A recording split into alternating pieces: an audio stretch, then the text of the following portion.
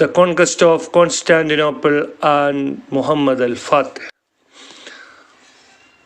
The conquest of Constantinople by the Turks on May 29, 1453 is more than just the ordinary fall of a city. The conquest was a turning point both in the Turkish and Islamic history and the history of the world. Referred as Constantinia by Arabs, Constantinople, the capital of Eastern Roman Empire, became an ideal of Muslims. The Prophet Muhammad's well-known hadith symbolized this ideal. Prophet ﷺ said, "Verily you shall conquer Constantinople. What a wonderful leader will he be, and what a wonderful army will that army be." And again ﷺ said, "The first army that goes on expedition to Constantinople will be forgiven." Muslims exerted great effort to conquer Constantinople since the time of Caliph Muawiyah. The first Muslim army to conquer the city was sent in 670 under the commandership of Yazid bin Muawiyah. The Islamic army was infected with epidemic and the siege was lifted. Then the Umayyad Caliph Abdul Malik sent his sons Sulaiman and Maslama to lay siege to the city once again in 715. Maslama surrounded the city over Anatolia on land, while his brother Sulaiman arrived over the Aegean Sea. The city was not entirely conquered. However, Maslama took over one of the Istanbul's large neighborhoods, Galata, and stayed there for 7 years. Centuries later, Ottoman Turks revived this ideal. The fourth Ottoman Sultan Bayezid and his grandchild Sultan Murad II laid siege to the city many times. However, due to other enemy attacks, the siege was lifted in every attempt.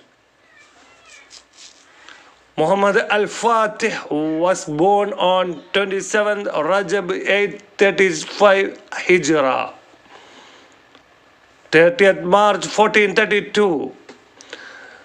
He was brought up under the supervision of his father Sultan Murad II, the 7th Ottoman Sultan.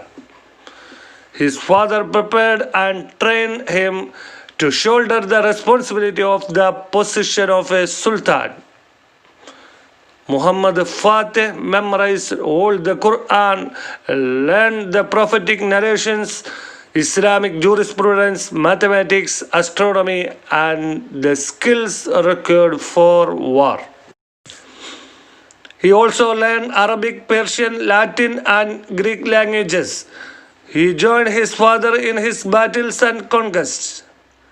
His father appointed him as a ruler of a small emirate so that he could receive practical training on administrating state affairs under the supervision of some of the top scholars of that time.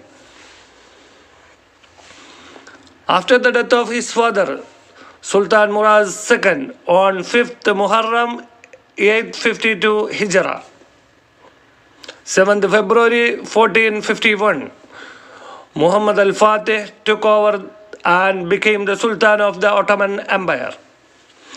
He was a strong young man, only 20 years old, very enthusiastic and ambitious.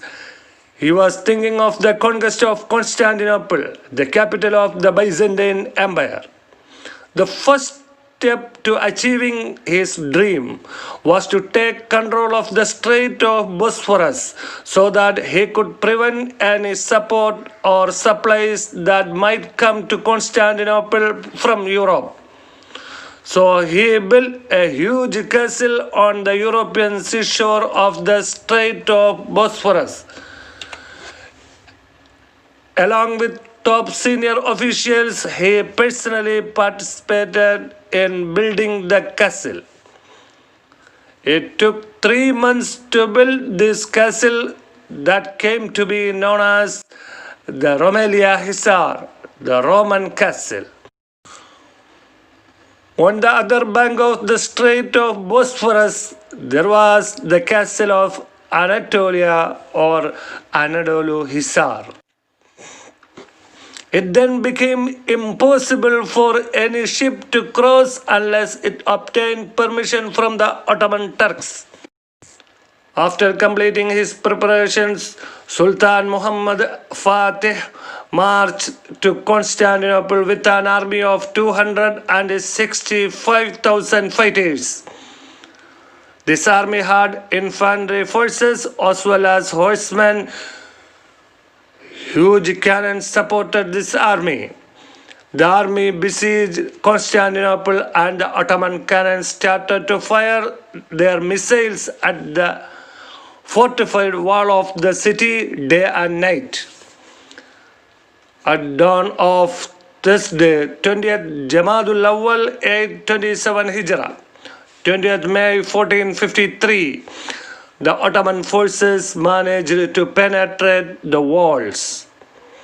After the Ottoman forces conquered the city, Sultan Muhammad arrived on his horse in a great procession that included his ministers and army commanders. Ever since that time, the Sultan was known as Muhammad al-Fatih, Muhammad the Conqueror. The Sultan's procession marched until it reached Hagia Sophia Church, where the people of the city had gathered. When they knew that the Sultan had arrived, they bowed and prostrated, and they were all weeping and crying because they did not know their fate, what the Sultan al-Fatih would do to them. When the Sultan arrived, he dismounted from his horse and prayed 2 rak'ah, thanking Allah who had blessed him with this conquest. Then the Sultan addressed the people of the city, who were still bowing and prostrating in tears. Stand up, I am Sultan Muhammad, and I would like to tell you, your brothers, and all the people present, that your lives and freedom are protected.